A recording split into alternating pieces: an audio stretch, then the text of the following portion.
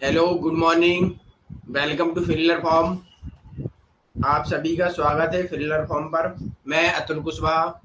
मैं आपको political welcome to filler form. मैं आपको पॉलिटिकल साइंस यूनिट आपका ये 3, उसमें टॉपिक क्या है आज? धर्मशास्त्र, वो पढ़ाऊंगा। जल्दी से सभी लोग ज्वाइन करें। एक बार कमेंट बॉक्स में हाय हेलो बोल दें, गुड मॉर्निंग बोल दें, जिससे मैं आपकी अटेंडेंस मार्क कर दूं।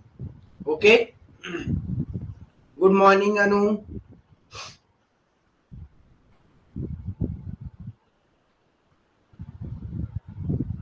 Good morning Ram Sisodiya. कैसे हैं आप? अनु कैसी हैं आप? पढ़ाई कैसी चल रही है? जल्दी से बताइए।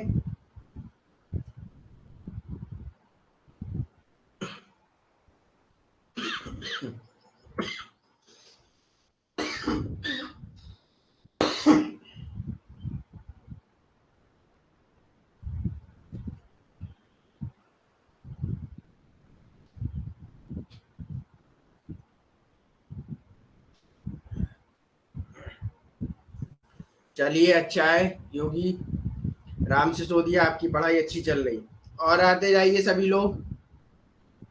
चोखा सिंह नहीं आए हैं? शुभम, नालिन, आप लोग अभी नहीं आए? आते जाइए, जल्दी से ज्वाइन कीजिए।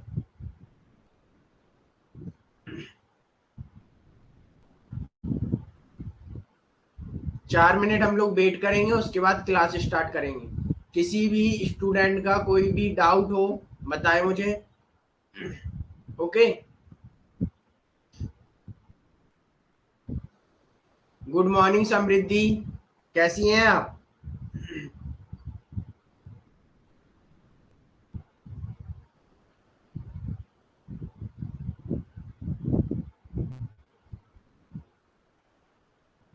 क्या हुआ योगी अनु? Okay, good. आप लोग बस क्लास रेगुलर करते रहिएगा, एग्जाम निकल जाएगा। ओके, इसी बार जून में ही निकलेगा। और जैसा कि आप लोगों को पता है, कल रिजल्ट अनाउंस हुए थे। सॉरी, कल नहीं, परसों। आई थिंक कितने तारीख को हुए थे? हाँ, परसों ही हुए थे। तो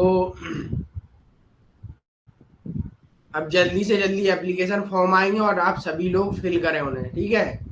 और अपना जून वाला एग्जाम दें। जून का एग्जाम शायद 13 तारीख से स्टार्ट होगा, है ना? 13 जून से।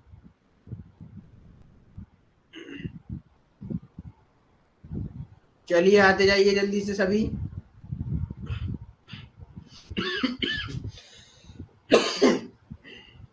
सॉरी।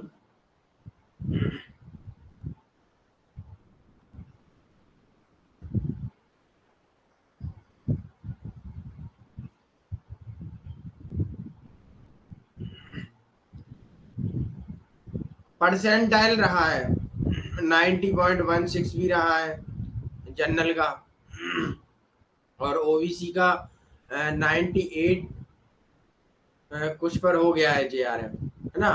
और जनरल का 99.16 पर हो गया है। यही मान लीजिएगा आपको 70% लाना है। 204 या 210 नंबर लाइए, ठीक है? 200 भी लाइए, तब भी आपका जेआरएफ हो जाएगा।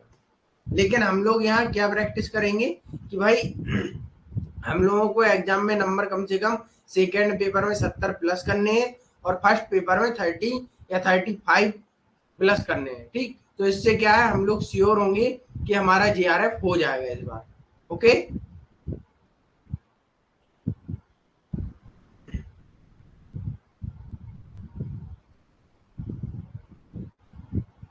चलिए आ गए सभी लोग। क्लास स्टार्ट करें। एक बार थम्स अप दे दीजिए, तो जिससे मैं क्लास स्टार्ट करता हूँ। ओके, जैसा कि आप सभी लोगों को पता है, नेट 2023 जून वाला हम लोग प्रिपेयर करेंगे।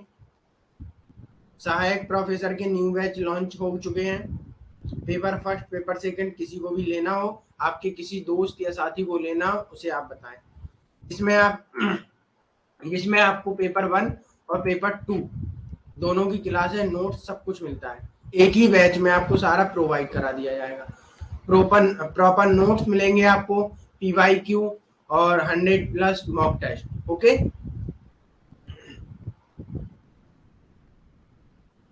इसमें आप हमारा कोड अतुल10 यूज कर 10% ऑफ पा सकते हैं।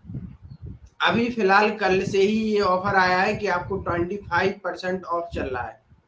तो जिस किसी ने कोर्स परचेज नहीं किया है या जिसे करना है तो वो 25 यूज करें और इससे आपको 25 ऑफ मिलेगा। चलिए आगे बढ़ते हैं। गुड मॉर्निंग शुभम, पूजा गुर्जर, गुड मॉर्निंग।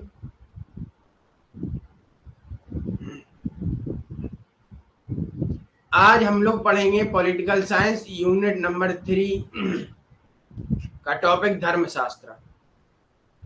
पहले धर्मशास्त्र का मतलब समझ लीजिएगा। धर्म संस्कृत के वर्ड ध्र से, ध्र का मतलब है पकड़ना, मतलब सभी को क्या क्या करना, काम की ओर इंडिकेट करना। ठीक है, मतलब जोड़े रखना, आपस में सभी को जोड़े रखना, ये है। इसका इस परिप्रेक्ष्य में उपयोग किया गया है कि आगे हम बताएंगे, इसे एक्सप्लेन करेंगे अच्छे से। और यहाँ शास्त्र, दोनों शब्द अलग अलग, धर्म शास्त्र। इसमें मनु आते हैं जो प्रथम राजा है, नोट कर लीजिएगा ऐसे, मनु प्रथम राजा है।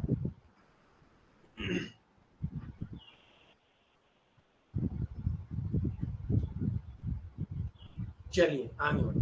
एक और चीज यहाँ नोट याद रखेंगे, धर्म जो हम लोग कहते हैं धर्म वो नहीं है। ये धर्म पता क्या है? बताइए, किसी को पता है? एनीवन?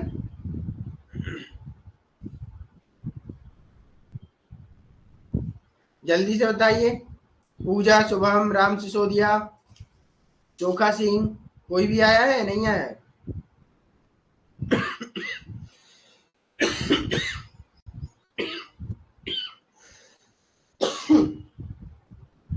धर्म है गुणों के आधार पर समाज को समझना, समाज को सामंजस्य बनाए रखना समाज में, है ना? ये है धर्म।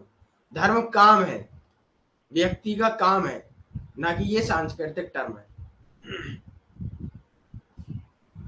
चलिए आगे बढ़ते हैं।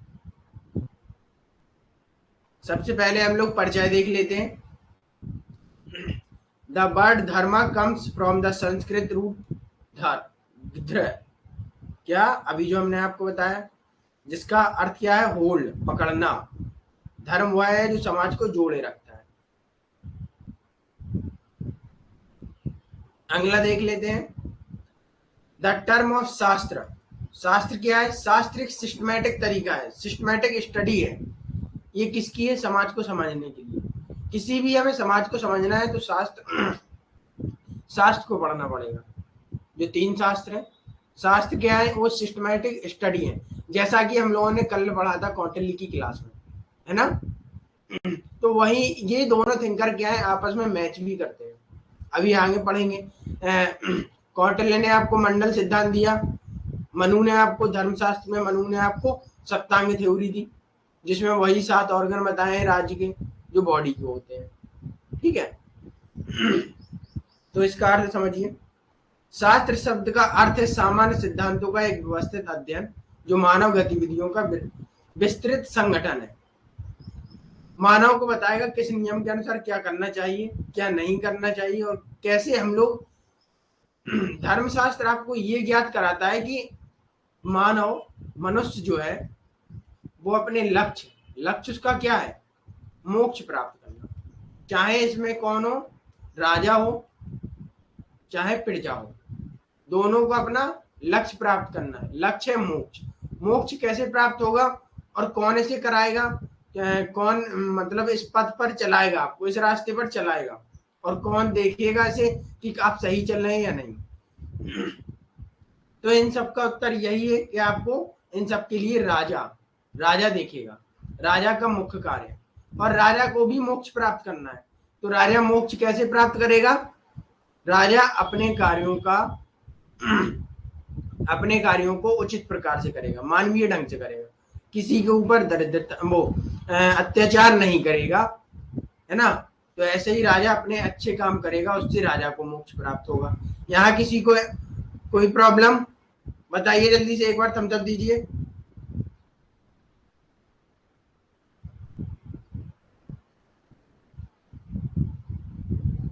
जी पूजा गुर्जर, वेरी गुड।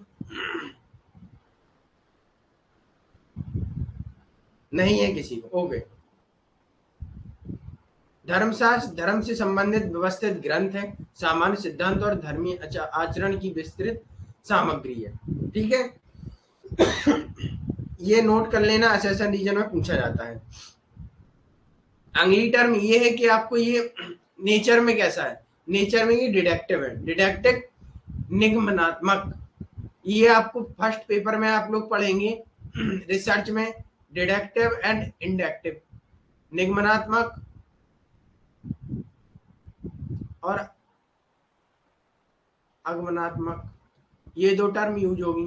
ठीक है, उन्हें यहाँ एक्सप्लेन करें, सिर्फ आप इसे कंफ्यूज ना होने के लिए सिर्फ इतना ही याद रखें। ठीक है, क्योंकि हम लोग प्लेटो और अरिस्टो में पढ़ेंगे, तो उनके हम लोग पढ़ेंगे कि उनका जो अध्ययन प्रणाली थी वो कैसी थी, किस प्रकृति की थी, है ना, वो इन नेचर कैसी थी। चलिए आगे बढ़ते हैं।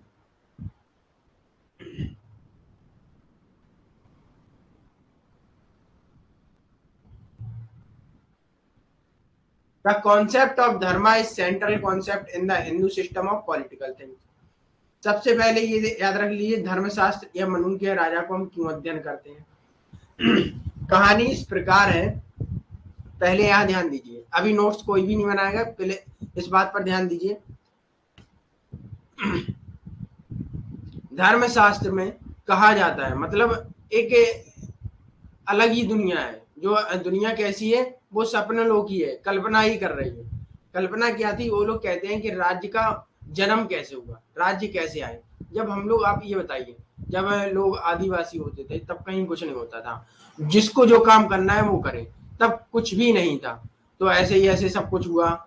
अभी हम लोग और थिंकर पढ़ेंगे, वेस्टर्न WPT में जो पढ़ेंगे वो सब बताते हैं राज्य का ओरिजिन कैसा हुआ। तो यहाँ मनु कहते हैं, सॉरी, धर्मशास्त्र में राज्य का ओरिजिन कैसे हुआ। जनता थी, जनता पहले माइट इज राइट, जिसको भी मानना है मारो और अपना राज्य करो। ठीक, राज्य मतलब कैसे करो, अपनी जीविका चलाओ, मरो, जो भी कुछ करना है अपने जीवन को जीने के लिए आपको जिसको भी मारना पड़े मार दीजिए। ठीक है, क्योंकि जो बलशाली व्यक्ति थे वो क्या करते थे, अपने भोजन के लिए दूसरों को मारते थे। दूसरों को मारने का मतलब ये है, दूसरों का हक मारते थे। जैसे मान के चलिए, कोई भी छोटा व्यक्ति कुछ खाने के लिए प्राप्त करता है, तो बड़ा व्यक्ति ये सोचेगा कि हमें फ्री मिल जाए, है ना, तो उसका भोजन छीन लेगा। अब जिस छोटे व्यक्ति का भोजन छीन लेगा उसकी मदद कौन करेगा, है ना। तो इसकी मदद करने के लिए राजा का ओरिजिन हुआ, सॉरी, राज्य का ओरिजिन हुआ। राज्य का ओरिजिन कैसे हुआ, तो ये हुआ कि जब प्राचीन काल में लोग रहते थे, लोगों ने इन सबको देखते हुए कि बलवान जो व्यक्ति हैं उनके डर से लोगों ने क्या कहा, भगवान से प्रार्थना की कि भगवान हमें ऐसा करिए कि हमें एक राजा दे दीजिएगा, ठीक है, जो हमारी मदद करे या जो हमारा कल्याण करे, जो हमारी सुरक्षा करे, संरक्षण करे, है ना। तो क्या हुआ, जो मनु है, मनु प्रथम राजा थे। अब राजा कैसे आए, यहाँ है राज्य की उत्पत्ति कैसे होती है, जिसे हम आगे देखेंगे। क्वासी कॉन्ट्रैक्ट होता है।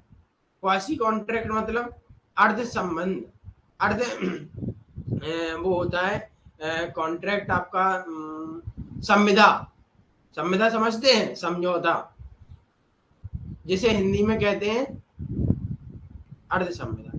ये किनके बीच होती है, यहाँ नोट कर लेना, भगवान और जनता के बीच या मनुष्य के बीच, तभी राज्य बनता है। ओके, चलिए इसे देख लेते हैं। फिर राज्य बनता है, मनु आगे आपको राजा के कार्य भी बताते हैं, राजा को कैसे करना है। राज्य को दैवीय अधिकार नहीं है लेकिन दैवीय रूप है। वो ये भी कहते हैं, यहाँ नोट करना मनु, कि जो राजा है, राजा का जो पद है, अगर राजा के पद पर अगर कोई बच्चा भी राज कर रहा है तो उसको उसका आपको सम्मान करना है, उसे आप बेइज्जत नहीं कर सकते, उसका असम्मान नहीं कर सकते। ओके, वो भी राजा के रूप में एक दैवीय रूप है, ठीक है, लेकिन उसे कोई दैवीय अधिकार या कर्तव्य नहीं है उसके, ठीक। राजा दैवीय रूप है यहाँ,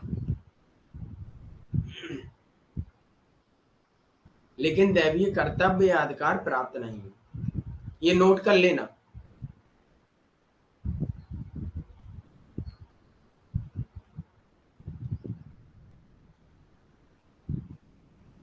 अब आते हैं हम लोग अपने कॉन्सेप्ट पर। राजनीतिक चिंतन में हिंदू प्रणाली में धर्म की अवधारणा एक केंद्रीय अवधारणा है। तो राजनीति इज दिस पॉलिटी, पॉलिटी में धर्म अर्थात काम, ठीक, केंद्रीय धारणा, इसलिए हम इसका अध्ययन करते हैं, लेकिन प्रेजेंट टाइम में नहीं चल रहा है। धर्मशास्त्र संबंधी संपूर्ण ज्ञान मनुष्य के कल्याण के लिए ब्रह्मा ने मनु को दिया। यही वही बात आती है इसमें, क्या है, the complete knowledge related to theology was given to Manu by Brahma from the welfare of man, welfare of society, समाज का कल्याण, मानव का कल्याण करने के लिए जब जनता ने भगवान से कहा, भगवान से प्रार्थना की, तो ब्रह्मा ने मनु, जो प्रथम राजा आए थे समाज में, सबसे पहले राजा आए थे, तो ब्रह्मा ने मनु को बनाया राजा और उनको सारे ज्ञान दिए कि भाई समाज में कैसे करना है, दंड कैसे देना है, धर्म को कैसे अप्लाई कराना है, क्या करना है क्या नहीं करना है, क्या अच्छे काम है क्या बुरे काम। ओके, अगला आता है दंड एंड धर्मा, इसे याद कर लेना, ये बहुत इंपॉर्टेंट है, इसे नोट भी करना। दंड and Dharma, the Hindu political thinker conceptualized political life in term of two center concept।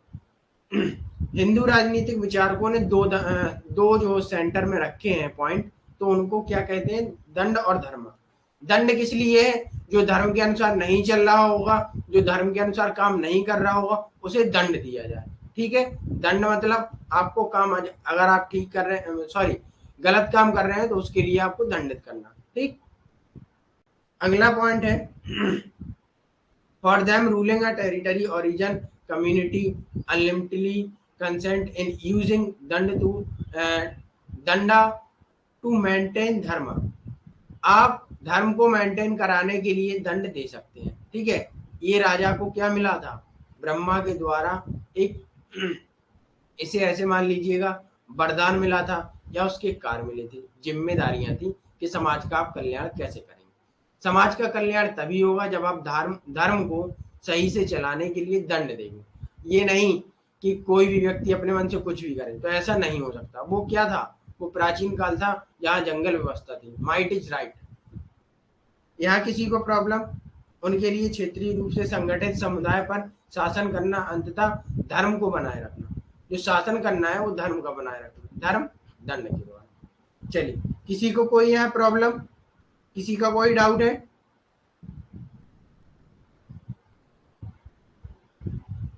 पढ़ते रहिए, मुस्कुराते रहिए, साथ में स्वस्थ भी रहिए, है ना।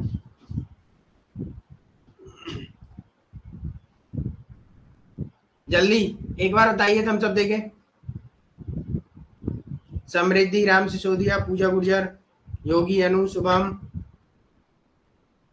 सब ठीक है, पढ़ाई में मन लग रहा है? ओके, गुड मॉर्निंग कोमल, लेट हो गए आप क्लास में, रिकॉर्डेड क्लास थोड़ा देख लेना। चलिए आगे बढ़ते हैं।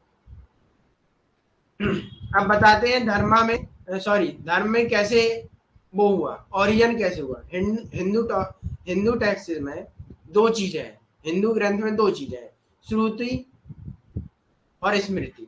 स्मृति होता है धर्म, धर्मशास्त्र क्या है, यहां से क्वेश्चन बनता है, नोट कीजिए। धर्मशास्त्र का ओरिजिन या उत्पत्ति कैसे होती है, तो आप लिखेंगे स्मृति। स्मृति क्या होती है? मेमोरी। आप फर्स्ट पेपर में पढ़ते हैं इसे बहुत अच्छे से, चाइल्ड डेवलपमेंट के स्टेज में पढ़ते हैं, बच्चे का सबसे पहला चरण है। अगला है श्रुति। श्रुति मीन्स वेदा। वेदा, अब समझिए वेद आपके ग्रंथ। ग्रंथ और धर्मशास्त्र दोनों में अंतर है। पहले आइए वेद में क्या है? Not written. वेद क्या है? जो संत मुनि होते थे वो क्या करते थे? तपस्या करते थे, तब उनको जो डायरेक्ट नॉलेज होता था, साउंड कॉस्मिक कॉस्मिक साउंड होता था, उसके थ्रू ज्ञान उन्हें मिलता था, उसे हम श्रुति कहते थे। जो उसे कहते हैं फर्स्ट ज्ञान, फर्स्ट नॉलेज होती है, उसे हम ज्ञान कहते हैं। वेद हमारे क्या है? फर्स्ट नॉलेज है, जिन्हें किसी ने लिखा नहीं है, जिनका फर्स्ट ओरिजिन क्या है कि आपको कॉस्मिक साउंड के द्वारा प्राप्त हुए हैं। डिवाइन थ्योरी, दैवीय, दे आर रिटन इन वैदिक संस्कृत। तब उनको जो विचार मिले हमें अच्छे अच्छे, तब उनको लिखा गया है, ठीक है, तब उन्हें ट्रांसलेट कहा गया, किया गया है। यहाँ से क्वेश्चन बनता है कि श्रुति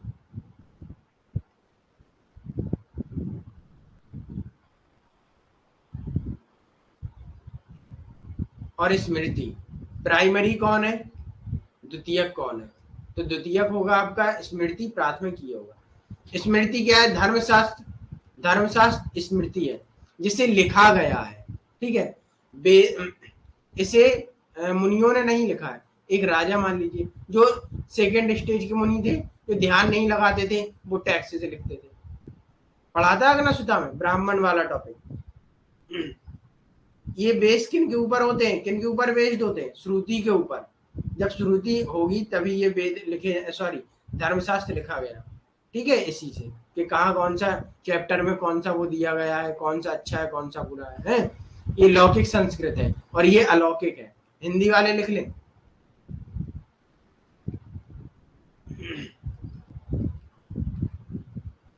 लौकिक मतलब सॉरी अलौकिक मीन्स होता है प्राकृतिक, जो फर्स्ट है। अलौकिक सेकंड है, इसलिए स्मृति को सेकंड कहते हैं। चलिए आगे बढ़ते हैं। ओरिजिन, उत्पत्ति कैसे हुई? मनु के अनुसार संसार में राज्य न होने के कारण बलवानों के डर से जनता की सुरक्षा करने के लिए भगवान ने राजा की रचना की, जो राजा का प्रभाव असीमित है। इसे बोलते हैं अक्षुण भी, ठीक है। ये अभी हमने आपको बताया है, तो ये आपको समझ में आ गया होगा। समय ना गवाते हुए आगे बढ़ते हैं। जिसको नहीं आया हो समझ में तो बताए जल्दी से, जल्दी बताइए। एक बार थम्स अप करिए। चलिए आगे बढ़ते हैं। ऋग्वेद के अनुसार पृथ्वी धर्मम धृतम, इसका मतलब ये है पृथ्वी वह है, धर्म वह है जो पृथ्वी को धारण करता है। अगर धर्म काम अच्छा करेगा तो पृथ्वी टिकी रहेगी। धर्म काम अगर सही नहीं करेगा, आप काम सही नहीं करेंगे, तो पृथ्वी नष्ट हो जाएगी। पृथ्वी सॉरी पृथ्वी का विनाश हो जाएगा।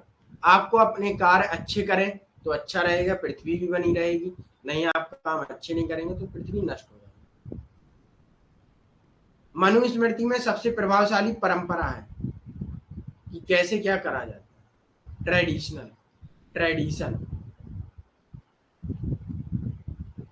ये समझते ही होंगे, आपको कंपैरेटिव में, पब्लिक एडमिनिस्ट्रेशन में, दोनों में हमने डिटेल में पढ़ा है। चलिए आगे बढ़ते हैं।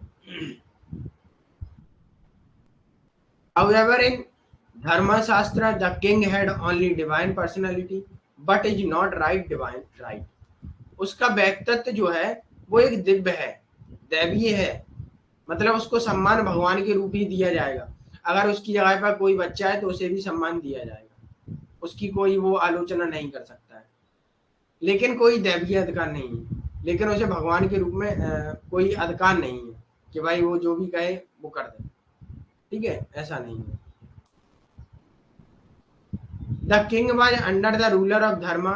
He had to follow the क्षत्रिय धर्म एंड द राज धर्म। राजा धर्म के शासन के अधीन है, धर्म में जो होगा वो उसके अधीन है। वो अपने कोई नए नियम नहीं बना सकता है, जैसे कि वो कहे कि हम ये कुछ कराने के लिए वो ऐसा कर ले। लेकिन हाँ, एक चीज में बना सकता है, जब सामाजिक कल्याण कार्य करने हो तो वो उसके लिए अपने कुछ नए नियम बना सकता है जिसमें जनता की भलाई हो। ठीक है, उन्हें क्षत्रिय धर्म और राज धर्म का पालन करना पड़ेगा। जो भी धर्मशास्त्र में लिखा है उसका उसे पालन करना है। ठीक है, वेदों में जो लिखा है उसके अनुसार उसे चलना है, सिर्फ और कुछ नहीं करना है। सिर्फ इतना ही याद रखें आप। देवीय देवीय डिवाइन राइट, देवीय अधिकार सिद्धांत राजा को पूर्ण अधिकार देता है। मतलब क्या होता है, राजा जो वेदों में लिखा है उसके वो पूर्ण अधिकार है, वो कुछ भी कर सकता है। जैसे दंड देना, दंड वो जाति को जाति के स्तर से देता है। जो निम्न जाति का है उसे ज्यादा दिया जाएगा, जो उच्च जाति का है उसे कम दिया जाएगा। चलिए आगे बढ़े। एक बार थम्स अप कीजिए सभी लोग, किसको समझ में नहीं आया।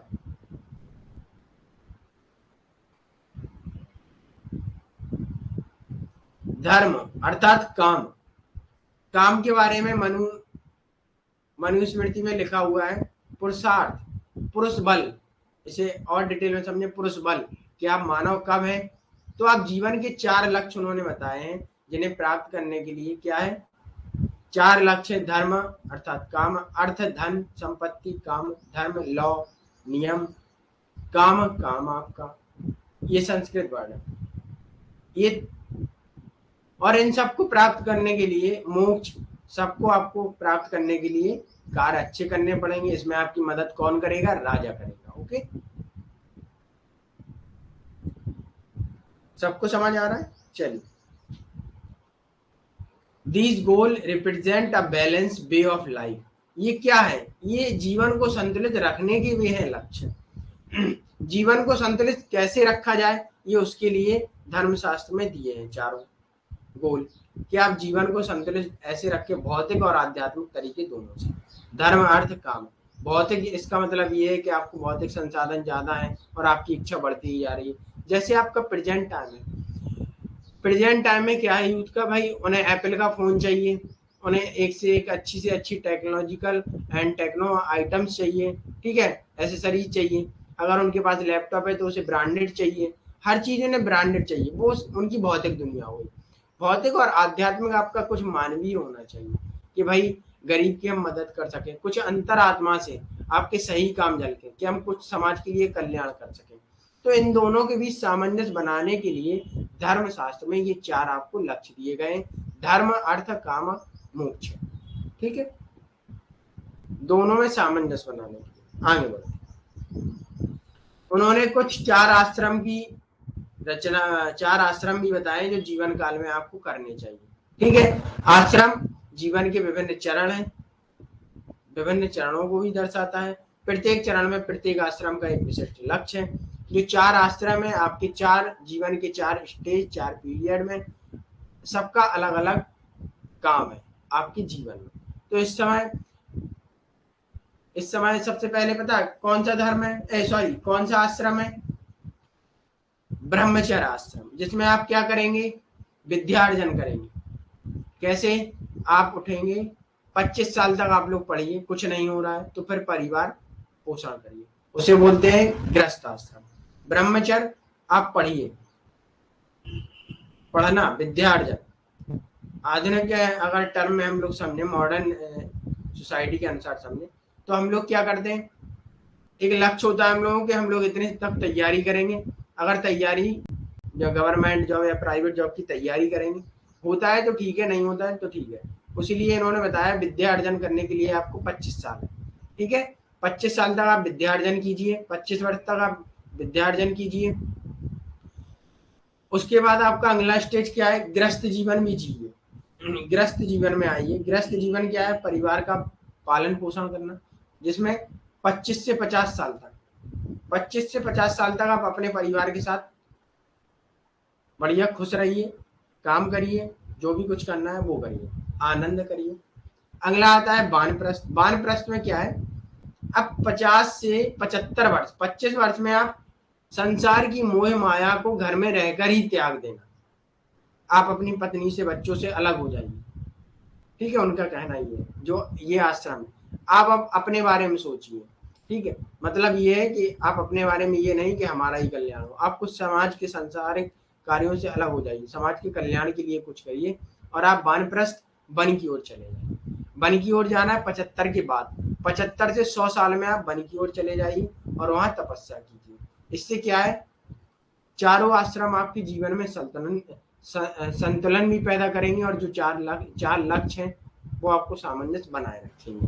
ठीक है, तो व्यक्ति का जो जीवन है वो अच्छा जीने के लिए उन्होंने 4 आश्रम बताए हैं जीवन के विभिन्न चरणों पर इनका उपयोग करें और जीवन अच्छा करें। ठीक है, मनु ने धर्म के स्रोत भी बताए कि धर्म काम कहाँ से प्राप्त होगा, क्या लक्ष्य होंगे, क्या करेंगे। तो वेद, स्मृति, स्मृति कहा, क्या हुआ, वेदों से श्रुति से प्राप्त विषय उन्हें स्मृति कहेंगे। स्मृति मतलब समझना, ठीक है, जैसे मान के चलिए याद करना, प्रथम सोर्स से सेकेंडरी बनाना। सज्जनों का आचरण, व्यक्ति जनता का अच्छा आचरण से वहां से आपको काम प्राप्त होंगे। अंतःकरण आपकी अंतरात्मा से, आप ये याद रखिए, अंतरात्मा या राजा द्वारा आज्ञा दी गई। अंतःकरण, आप सोचिए आप अपने बारे में कैसा सोचेंगे, कभी भी आपके मन में अपने बारे में गलत नहीं आएगा, आएगा नहीं आएगा। तो वही है, जैसा आप अपने बारे में सोचते हैं वैसा ही आप समाज के कल्याण के बारे में सोचें, वैसा ही आप अपने सामने वाले व्यक्ति के बारे में सोचें। अगर आप अपने लिए अच्छा सोचते हैं तो उसके भी लिए अच्छा सोचें। ओके फाइन, आगे बढ़े, जल्दी बताइए, एक बार थम्स अप दीजिए। कोमल, राम सिसोदिया, योगी, शुभम, समझ आ रहा है, समृद्धि,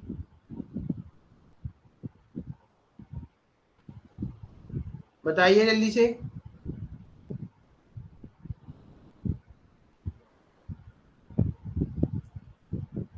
आप लोग दोबारा तो नहीं सो गए हैं क्लास ज्वाइन करके? ओके गुड कोमल, गुड सिसोदिया। वर्ण व्यवस्था, अगर जो नए स्टूडेंट हैं उन्होंने कौटिल्य वाली क्लास नहीं देखी होगी तो उसे एक बार जाके देख भी लें।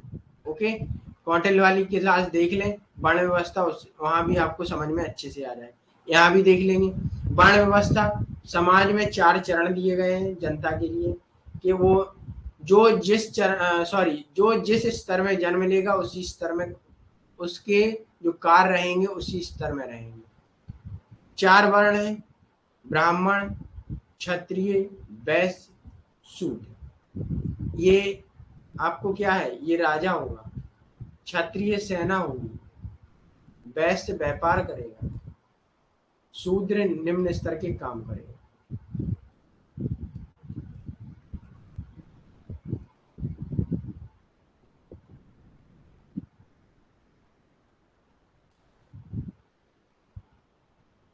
ओके,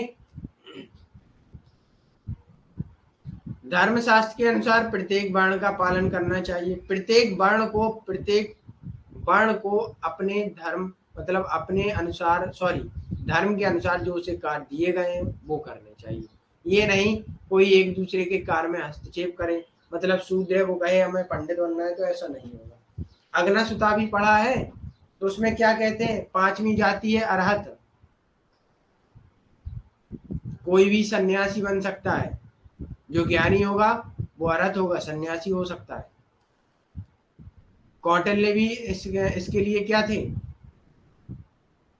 थोड़े उदारवादी विचार थे, लेकिन थे वो क्या, यथार्थवादी थे इनका, ये याद रखना, यहाँ से कंफ्यूजन होती है। कौटिल्य यथार्थवादी थे। अगला आता है, यह सुनिश्चित करता है, it is the duty of the king to ensure that all the varnas follow their dharma, सभी वर्ण अपने धर्म का पालन करें, अपने काम का पालन करें। ओके, जो काम उनको दिया गया है वो करें। इसके लिए कौन जिम्मेदार होगा, राजा अगर कोई भी वर्ण अपना काम कर नहीं रहा है समय से, तो राजा उसको क्या कर सकता है, दंड दे सकता है। राजा के पास कौन सा डंडा है, दंड का डंडा है। ठीक है, पूछ सकते हैं क्वेश्चन, द रॉड ऑफ डंडा। चलिए आगे बढ़ते हैं। गुड मॉर्निंग नालिन, कैसे हैं आप? लेट हो गए आज आप। गुड मॉर्निंग आपका लेट हुआ, आध घंटे लेट है आप। आई होप आप अच्छे होंगे। चलिए आगे बढ़ते हैं। 16 संस्कार की बात की है। संस्कार आप में से कोई बताए क्या होते हैं? सॉरी, जल्दी से बताइए 16 संस्कार क्या है उनके। बच्चे का जन्म, गर्भ अवस्था से लेके मृत्यु अवस्था के बीच उन्होंने 16 संस्कार बताए कि हर स्टेज पे कुछ ना कुछ होगा। ठीक है, होता है। हिंदू धर्म में होता है, मोमनन में भी होता है, लेकिन मोमनन में भी पता नहीं कितने धर्म होते हैं। जो भी है अच्छा है, सारे धर्म अपनी जगह अच्छा है।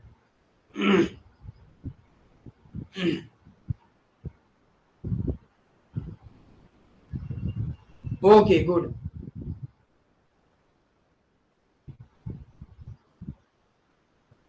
हाँ योगी। चलिए, हिंदू धर्म में संस्कार की अवधारणा में अनुष्ठानों और संस्कारों की एक श्रृंखला सम्मिलित है जो मनुष्य जीवन के विभिन्न चरणों और आश्रम की सेवा और पहचान करती है। In Hinduism, the concept of sanskar include a series of routines, ritis, scripted which serve the marks the various stage of ashram and the of the human life. Okay, जो 16 संस्कार दिए हैं वो आपके आश्रम और विभिन्न चरणों सेवा पहचान के लिए इंडिकेट भी करते हैं। जब बच्चा होता है, बच्चा गर्भ अवस्था में होता है, जब भ्रूण अवस्था होती है, वहां से लेके मृत्यु अवस्था के 16 चरण, जैसा कि अगली वाली टैब पर है, देखते हैं। वे आध्यात्मिक भलाई और अंततः मोक्ष की उपलब्धि करने में मदद करते हैं। जो 16 संस्कार है वो आपको आध्यात्मिक आत्म अंतःकरण, है ना, कुछ अच्छा सोचना। अगर आप आध्यात्मिक मतलब ये होता है जब आप अपने बारे में अच्छा सोचते हैं तो दूसरे के बारे में भी आप अच्छा सोचें। अगर आप अपने से अपेक्षा करते हैं कि हमारे साथ कोई गलत ना करें या आप किसी के साथ गलत ना करें तो वो भी आपके साथ गलत ना करें। ओके, मोक्ष जैसा कि आप जानते हैं। आगे बढ़ते हैं। 16 संस्कार इस प्रकार है जिन्हें हम समझ लेते हैं। गर्भधान, गर्भावस्था, जब गर्भ धारण किया जाता है। भ्रूण संरक्षण, जब आपका उत्पन्न भ्रूण भ्रूण का संरक्षण किया जाता है, मतलब बच्चे को जब वो पेट के गर्भ अवस्था में होता है तो उसका संरक्षण, उसका ख्याल रखा जाता है। गर्भ सीमांत यानी गर्भवती महिला की इच्छाओं को पूरा करना। जो महिलाएं गर्भवती होती हैं उनको जो भी कुछ खाने का मन करे करते हैं, वही ये इच्छाएं, महिलाओं की इच्छा पूरा करना। उससे क्या होता है, महिला की इच्छा पूरी होगी तो बच्चा भी स्वस्थ होगा। जात कर्म, जन्म संस्कार, जन्म जैसे संस्कार हो। ठीक है, मतलब क्या होता है कि जन्म देना, है ना, बच्चे को जन्म देना। अब आता है अगला नामकरण। एक वो आता है नामकरण के लिए, होता है काफी अच्छा, घर में फंक्शन भी होता है इसके लिए कि बच्चे का नाम रखना है। फिर अगला आता है बच्चे को बाहर ले जाना, बच्चे को घुमाना।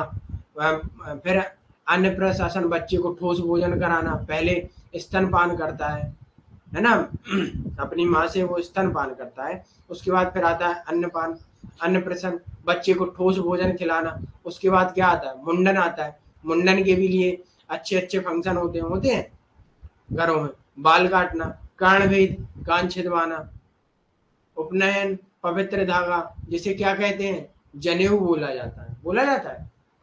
फिर आता है वेदारंभ, वेदों का अध्ययन करना। फिर आता है शिक्षा पूरी करना। शिक्षा पूरी करने के बाद विवाह, गृहस्थ जीवन, गृहस्थ जीवन के बाद वानप्रस्थ, वन की ओर, सब कुछ त्याग के वन की ओर। अंत्योष्टि, अंतिम संस्कार, संन्यास भी है, सॉरी, अंत्योष्टि अंतिम संस्कार, अंतिम संस्कार जब व्यक्ति खत्म हो जाता है, मृत्यु हो जाती है, तो मोक्ष से जा जाता है। अब उनका कहने का मतलब ये है, अगर आप 16 संस्कार के अनुसार चलेंगे तो आपको मोक्ष प्राप्त होगा। ठीक है, उन्होंने 4 आश्रम, ये इंपोर्टेंट है, उनके आश्रम जो दिए थे, उन आश्रमों को इस तरह से समझ सकते हैं जो लास्ट के हैं। ठीक है, शिक्षा पूरी करना, है ना। तो मोक्ष प्राप्त करने के लिए हमको 16 संस्कारों को अच्छे से डील करना पड़ेगा, अच्छे से इन पर चलना पड़ेगा, तभी हम मोक्ष प्राप्त कर सकते हैं। यहाँ किसी को कोई problem, any doubt, please tell me. नहीं है किसी को? समझ में आ रहा है कि नहीं लग रहा है सर बढ़ाए जा रहे हैं, बढ़ाए जा रहे हैं, कुछ सुन ही नहीं रहे हैं? बताइए जल्दी से।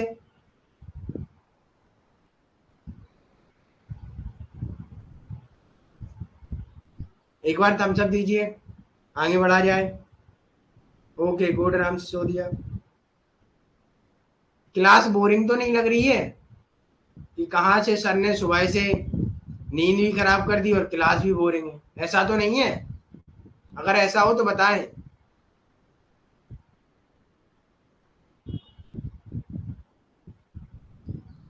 Okay good Nalin, good Shubham. Samriddhi आपको आ रहा है समझ में? चलिए आगे बढ़ते हैं। ओरिजिन ऑफ स्टेट, जैसा कि हम लोगों ने स्टार्टिंग में कहा था, ये आपके पॉइंट ऑफ व्यू, एग्जाम के पॉइंट ऑफ व्यू से यहाँ हमने नोट कर दिए हैं, इन्हें आप पढ़ लेना, समझ में तो आ ही गया होगा।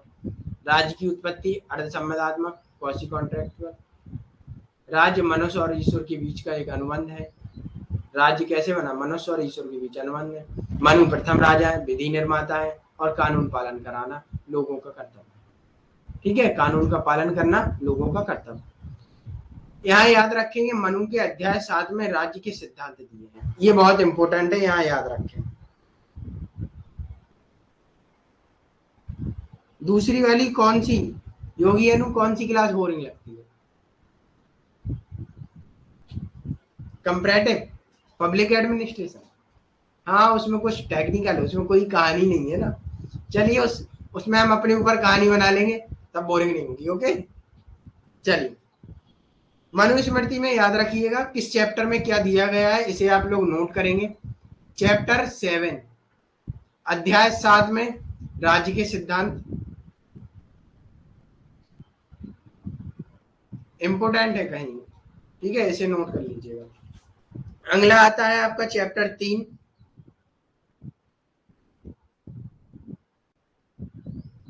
अध्याय 3, वर्ण व्यवस्था का दिया है कि वर्ण व्यवस्था कैसी होनी चाहिए।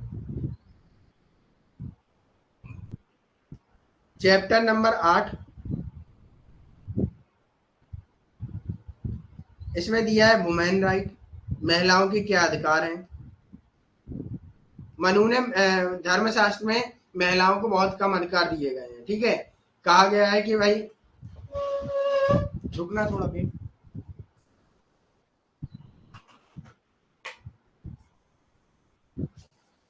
सॉरी स्टूडेंट, एक्चुअल में मेरा लैपटॉप डिस्चार्ज हो गया था तो मैं चार्जर और करने गया, नहीं आपकी क्लास बीच में बंद हो जाती, आप फिर कहते सर सर क्या हुआ क्या हुआ।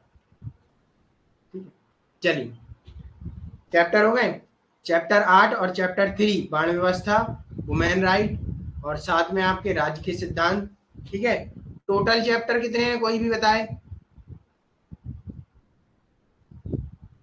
टोटल 12 चैप्टर है, 3 ये इंपोर्टेंट है, ये याद रख लेना, यहाँ से क्वेश्चन पूछे जाते हैं। पिछली बार आया था चैप्टर 7 में क्या दिया। ओके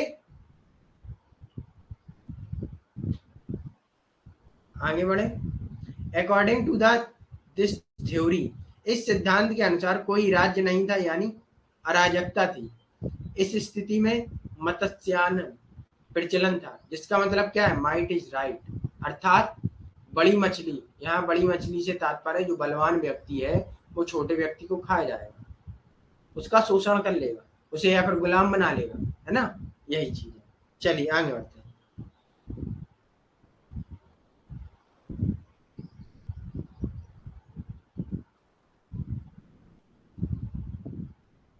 ओके सप्तांग थ्योरी में हम बताते हैं। ओके नानी, आगे है, आगे हम बताएंगे। नेचर ऑफ स्टेट, राज्य की प्रकृति कैसी होगी? राज्य कल्याणकारी होगा, कल्याण करेगा ना कि शोषण करेगा। राज्य कला एवं संस्कृति का संरक्षण करेगा, आर्ट एंड कल्चर, गरीबों एवं निरक्षितों का एवं अनाथों का और कमजोरों की देखभाल करेगा, ये राज्य का कर्तव्य है। राज्य की ड्यूटी है ये कि जो गरीब लोग हैं, जो जिनका शोषण हो रहा है उनकी मदद करना, जो अनाथ हैं उनके लिए कुछ आश्रय देना, है ना, जो कमजोर है उनकी देखभाल करना। ठीक, सीधा सा एक टर्म में याद रखिए, वेलफेयर करना, वेलफेयर स्टेट। प्रेजेंट टाइम में, आधुनिक युग में अब स्टेट कैसे होने लगे, वेलफेयर। पब्लिक एडमिनिस्ट्रेशन में पढ़ा था, प्राइवेट सेक्टर वो प्राइवेट सेक्टर है, जो निजी संस्थान है, वो इस समय क्या कर रहे हैं, वेलफेयर, कल्याण कर रहे हैं, समाज कल्याण। राजधर्म क्या है, इसे भी थोड़ा पढ़ लेना।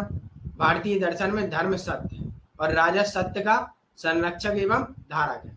मतलब ये है, राजा धर्म को मनवाएगा लोगों से, जो लोग नहीं मानेंगे धर्म को, मतलब जो वेदों में लिखा है उसके अनुसार नहीं चलेंगे, तो उसे वो दंड देगा। मनु के अनुसार राजा की दंड नीति धर्म नीति है, जो दंड देगा वो धर्म शास्त्र के अनुसार देगा, जो उसमें लिखा हुआ है उसके अनुसार देगा। राजा प्रजा के सामने आदर्श अनुशासन प्रिय है। राजा कैसा है, राजा वही है जिसे अनुशासन प्रिय हो, जिसे अपने राज्य में शांति प्रिय हो, वही राजा है प्रजा का, है ना। धर्मशास्त्र का अर्थ है अनुशासन को अक्षुण्ण रखना, अनुशासन को बनाए रखना, डिसिप्लिन, कीपिंग डिसिप्लिन, ठीक है, अनुशासन राज्य में बनाए रखना। यह दंड नीति यार, राज्य धर्म सभी धर्मों की नींव है। दंड नीति सबसे इंपॉर्टेंट है। अगर दंड नीति नहीं होगी तो राज्य सही से कार्य नहीं करेगा, राज्य में जो व्यक्ति है वो सही से कार्य नहीं करे, इसलिए दंड नीति इनकी इंपॉर्टेंट है। धर्म एंड दंड, ये दोनों टर्म यूज करना है एग्जाम में, अपन को नहीं करना है, एग्जाम वाले यूज करेंगे, है ना, एजेंसी यूज करेगी, तब हम लोग आंसर देंगे, अपन को नहीं करना। अपन को अपने छोटे जो भाई बहन उन पे करना है, लेकिन मारना भी नहीं है, ठीक है। नहीं पता चले भाई मेरे दीदी या भैया ने अच्छा आज सर ने धर्मशास्त्र पढ़ा है, जिन्होंने हमारे ऊपर उनकी जो पॉलिसी है वो हमारे ऊपर अप्लाई कर दी कि हम काम ना करें, वो दंड दे रहे हैं, बार बार दे रहे हैं, है ना। चलिए, ड्यूटी ऑफ किंग, राज्य के कुछ कर्तव्य भी बताए उन्होंने। जो राजा होगा उसके कुछ कर्तव्य, उसके कुछ कार्य भी हैं। राजा वर्ण व्यवस्था को बनाए रखेगा, वर्ण धर्म क्षत्रिय धर्म का पालन करेगा, जो वर्ण व्यवस्था है उसे बनाए रखेगा, युद्ध में जो क्षत्रिय है राजपूत है उनको भी रखेगा। राजा ऐसा होना चाहिए जिसे वेदों का ज्ञान हो, ओके, नॉलेज ऑफ वेदास। उसे ब्राह्मणों का सम्मान करना चाहिए, जो राजा है उसे ब्राह्मणों का सम्मान करना चाहिए। ब्राह्मणों का सम्मान क्यों करना चाहिए, क्योंकि वही उसे सलाह देते हैं, जो उसके मंत्री हैं, अभी हम सप्तांग थ्योरी में पढ़ेंगे, जो उनके आमत हैं वो उन्हें सलाह देते हैं, है ना। और आगे वो टैक्सेशन की भी बात करते हैं जो कौटिल्य ने की है। He should contract public utility, उसे सार्वजनिक उपयोगिताओं का निर्माण करना चाहिए, उसे ऐसे कार्य भी करने चाहिए जो सार्वजनिक सबके हित में कार्य हों, उनका निर्माण, उन संस्थाओं का निर्माण भी करना चाहिए, ठीक है, ऐसे इंस्टीट्यूट का निर्माण भी करना चाहिए। जैसे मान के चलो सार्वजनिक हित में क्या है, गर्मियों में ठंडा पानी का वो लगा दिया जाए, कूलर वाटर। जैसे अभी आप देखेंगे जो भी नगर पालिकाएं हैं, ठीक है, जो भी कस्बे हैं, गांव हैं, तो वहाँ क्या हो रहा है, सामाजिक कल्याण के तौर पे क्या हो रहा है, आपको एक बोरवेल कर दिया जाएगा और वाटर कूलर लगा रहे हैं।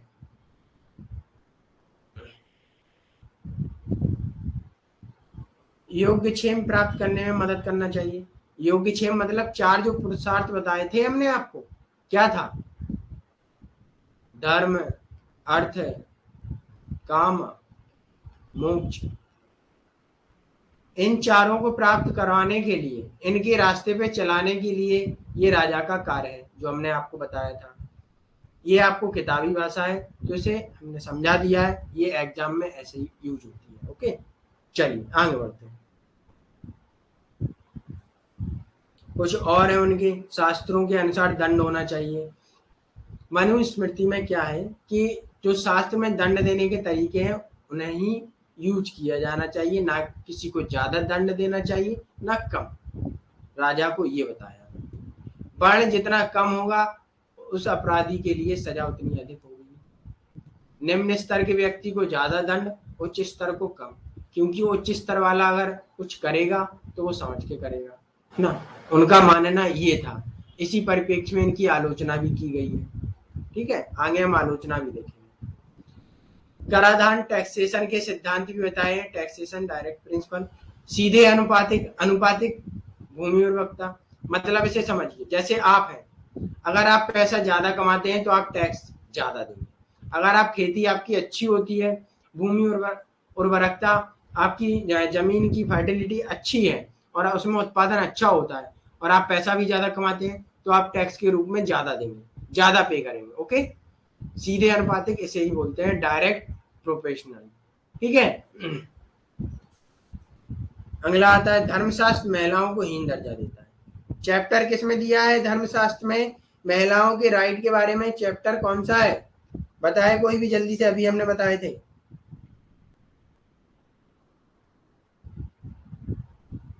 Chapter number 8। महिलाओं को हीन दर्जा दिया है कि महिलाएं पुरुष की निगरानी में रहेंगी क्योंकि महिलाएं कुछ जानती नहीं। ठीक है, लेकिन कौटिल्य ने क्या कहा है? कौटिल्य ने महिलाओं को यह अधिकार दिया है कि वो वो भी शासन कर सकती है, प्रशासनिक व्यवस्थाओं में आ सकती है, प्रशासन वो भी कर सकती है ना। तो यहाँ बहुत आलोचना की जाती है इनकी।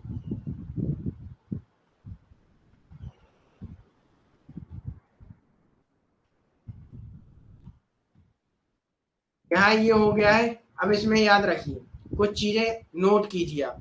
वो हम नोट्स में इसलिए नहीं देंगे क्योंकि आप लोग अपने नोट्स जो बनाते हैं क्लास में उसमें फिर लिखते रहेंगे, इसलिए यहाँ हम नोट कराएंगे। ओके, टैक्स आपको समझ में आ गया, सीधे अनुपातिक, किससे कितना लेना है कितना नहीं लेना है। महिलाओं के बारे में भी आपको समझ में आ गया होगा। आई होप आपको समझ में आ गया। जल्दी से बताइए किसको समझ में नहीं आया है।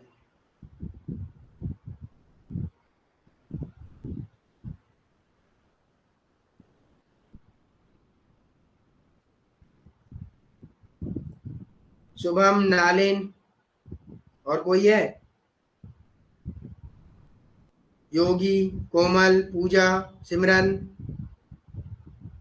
साहेबीना। Okay good नालिन।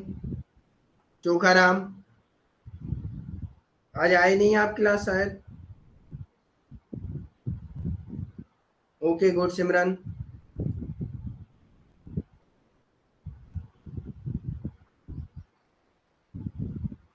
हाँ, नालिन का एक डाउट था सप्तांग सिद्धांत, है ना।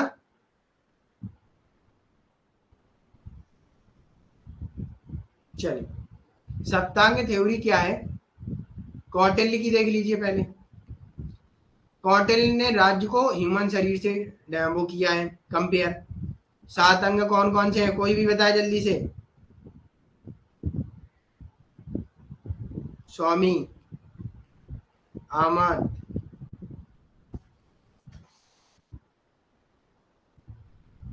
इसके बाद दुर्ग, मित्र, और बताए कोई? इसका मतलब आप लोग पढ़ाई कर नहीं रहे हैं। नहीं कर रहे हैं ना? पढ़ाई कर लीजिएगा, जून में एग्जाम भी है ना।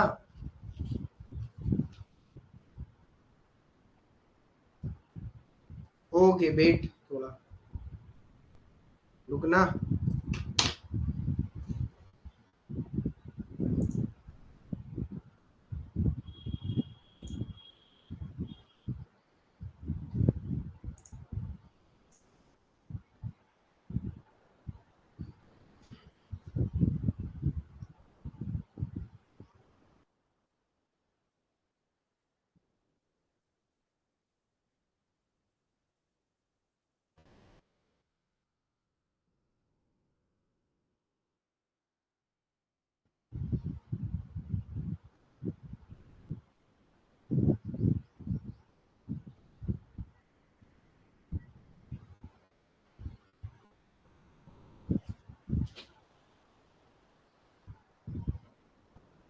शुभम दिख नहीं रहा है? गुड योगी, गुड। अब तो दिख रहा होगा, आ रहा होगा सोशल में। गुड योगी। चलिए, धर्मशास्त्र में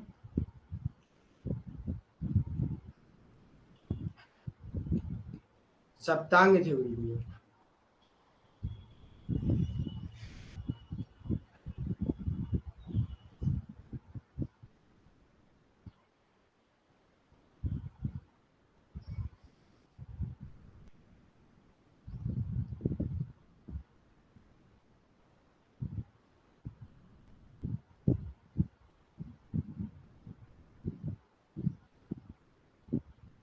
कौटिल्य में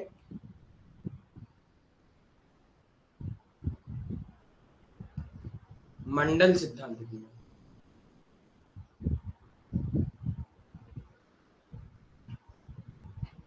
सात अंग बताए हैं राज्य के। यहाँ कंफ्यूजिंग होती है शब्द में, ये याद रखना। पूछ लेंगे मंडल सिद्धांत किसने दिया है, तो कौटिल्य ने। और सप्तांग थ्योरी किसने दी है? धर्मशास्त्र में। ठीक है, लेकिन अगर सप्तांग थ्योरी लिख के भी दें और धर्मशास्त्र आंसर ना हो तो आप कौटिल्य कर सकते हैं। ठीक है, अगर कौटिल्य ना हो तो धर्मशास्त्र कर सकते हैं। ओके, इसमें भी 7 अंग हैं।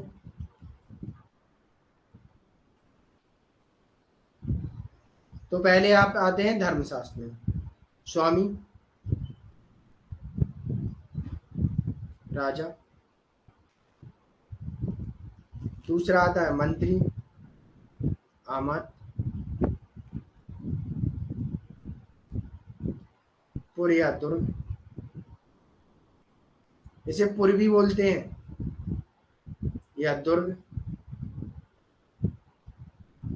राष्ट्र मतलब जनपद।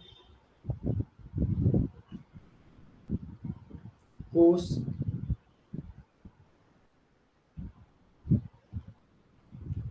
दंड, मित्र। ओके, अब आते हैं हम लोग कौटिल्य में।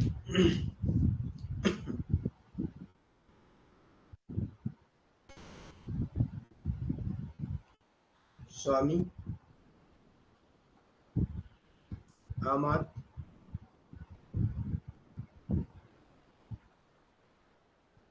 कोष,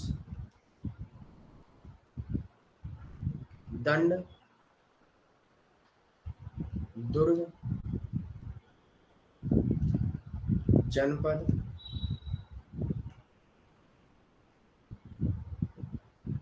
मित्र। यहाँ आपको कुछ डिफरेंस दिख रहा है? नहीं है, है ना? सिर्फ एक चीज यहाँ याद रखना, मंडल सिद्धांत से क्यों कहते हैं? क्योंकि वो इन सबको क्या बोलते हैं? 7 ओरिजिन। ठीक है, सबको अलग अलग बताया कि किसको क्या करना है और किसको क्या करना है। इसमें भी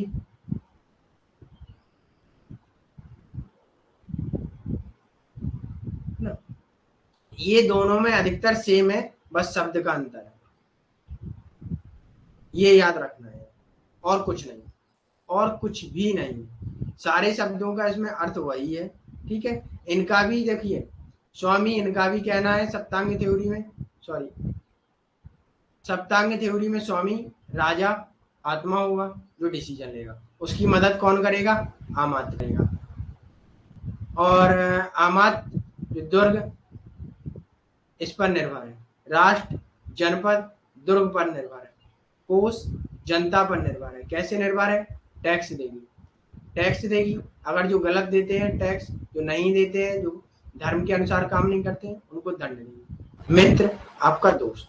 ठीक, तो वही चीजें हैं, लेकिन धर्मशास्त्र में ये कहते हैं ये सारी चीजें एक दूसरे पर निर्भर है। उन्होंने ये सीधा खुल के कहा है, इन्होंने नहीं कहा है। लेकिन इसमें क्या है, ये भी एक दूसरे पर ही निर्भर है, दोनों चीजें सेम है। इतना याद रखना, दोनों चीजें सेम है, सिर्फ शब्द का अंतर है और कहीं कुछ नहीं। Okay,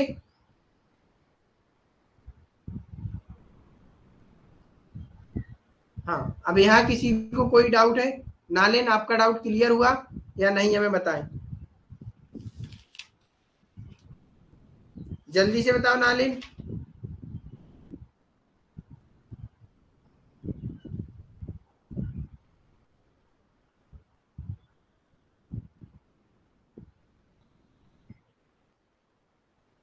okay, good नालिन।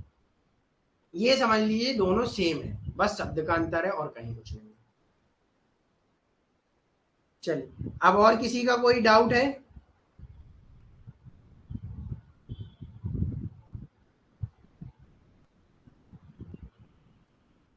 अब आते हैं आलोचना पर। ये नोट कर लिया सभी ने?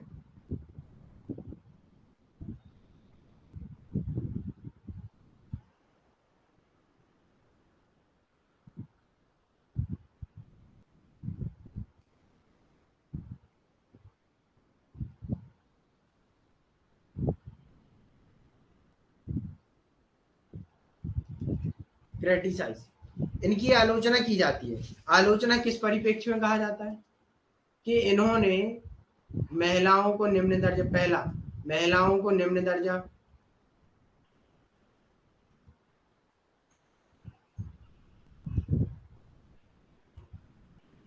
ओके, दूसरा वर्ण व्यवस्था, वर्ण विभाजन जो किया है वो तार्किक रूप से नहीं है। क्यों किया जाता है इनका इसमें? कि जो इन्होंने वर्ण व्यवस्था का विभाजन किया है वो तार्किक नहीं है।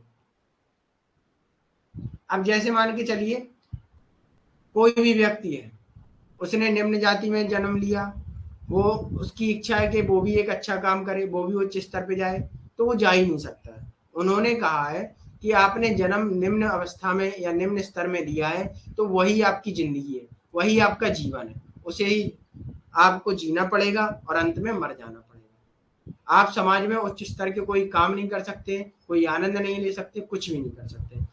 मतलब इनका जो वर्ण व्यवस्था का विभाजन है वो तार्किक नहीं है। ठीक है, जैसा है वैसा ही रहने दो। ठीक,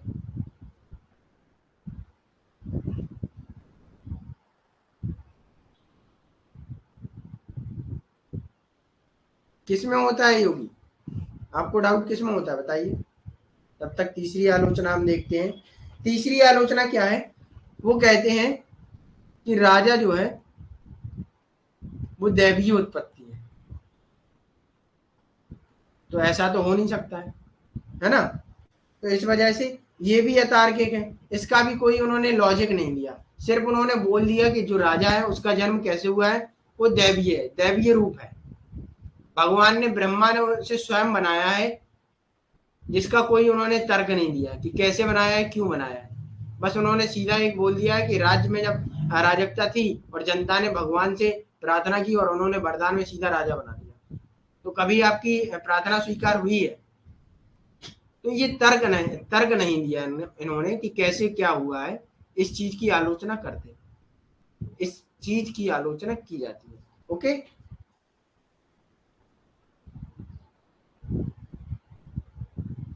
ओके अनु, बस एक और पॉइंट है, खत्म है फिर क्लास।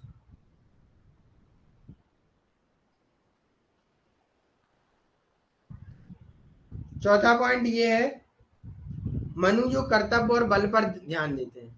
मनु कहते हैं जो अपना धर्म काम नहीं करेगा उसे दंड देंगे।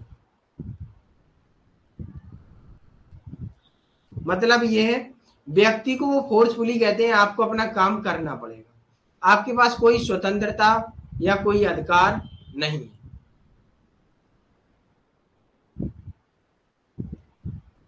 मनु जो है, धर्मशास्त्र में आलोचना की जाती है कि धर्मशास्त्र व्यक्ति के स्वतंत्रता और अधिकार की बात करता ही नहीं है, कि व्यक्ति कैसे फ्री रह सकता है, आपको स्वतंत्रताएं और अधिकार क्या है क्या नहीं है, ये बात ही नहीं करता है। वो कहता है जो बाल अवस्था में जिसका जो स्तर है वो सिर्फ वही कार्य करेगा। अगर निम्न जाति का व्यक्ति, कोई भी इंसान कोई उच्च जाति का काम देख रहा है या कर रहा है, तो ये उसका स्वतंत्रता या अधिकार नहीं है, वो अपने में जिए बस। ठीक है, ये चीजें याद रख लेना। यहाँ हमारा क्लास ओवर हो चुका है। अब आपको किसी को भी कोई भी डाउट हो बताए, नहीं आप लोग क्लास लीव कर सकते हैं। ओके, नमस्कार। अब आप बताएं कैसे हैं, घर में सब ठीक ठाक है कि नहीं है?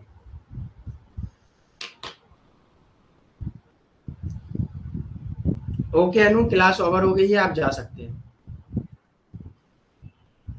नालिन, क्लास समझ में आया?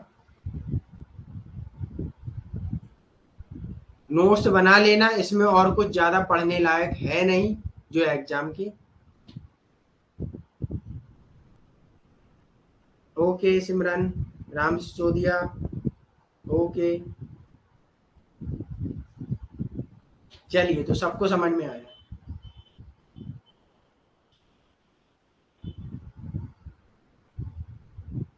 बस ऐसे ही आप लोग समझते रहे।